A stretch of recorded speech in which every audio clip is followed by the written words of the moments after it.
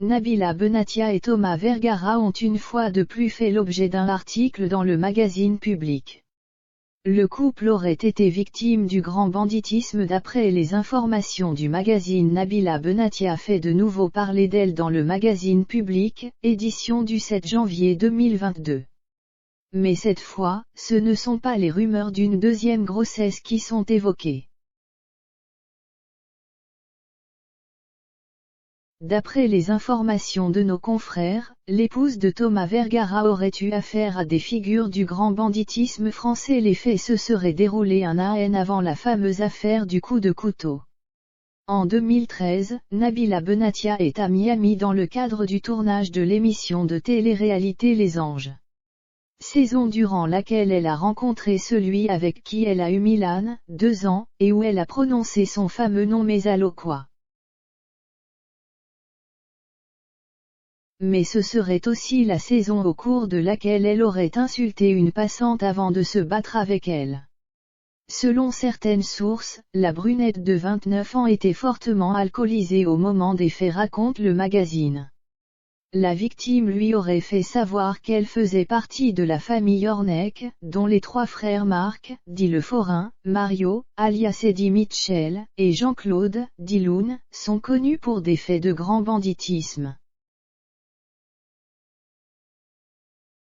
Cela va de l'attaque de fourgon à des extorsions de fonds. À en croire les déclarations de Nabila et Thomas dans la presse, l'affaire avait rapidement été réglée. Je n'ai pas peur.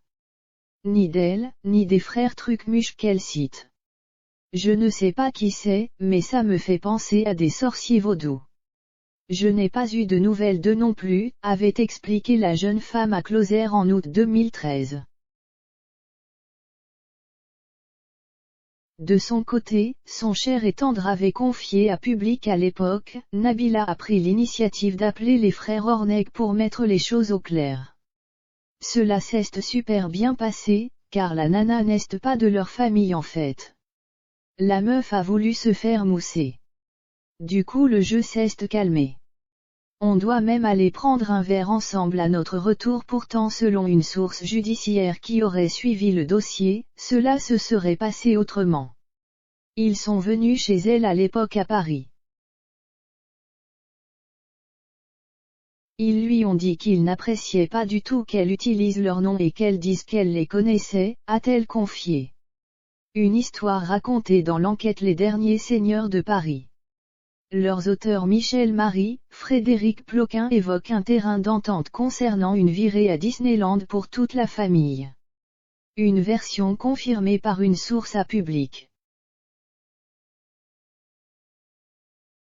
Elle précise qu'une vingtaine de personnes proches des Ornec auraient passé un week-end dans de luxueux hôtels du parc, pour une somme de plusieurs milliers d'euros. Pour l'heure, Nabila et Thomas ne se sont pas exprimés.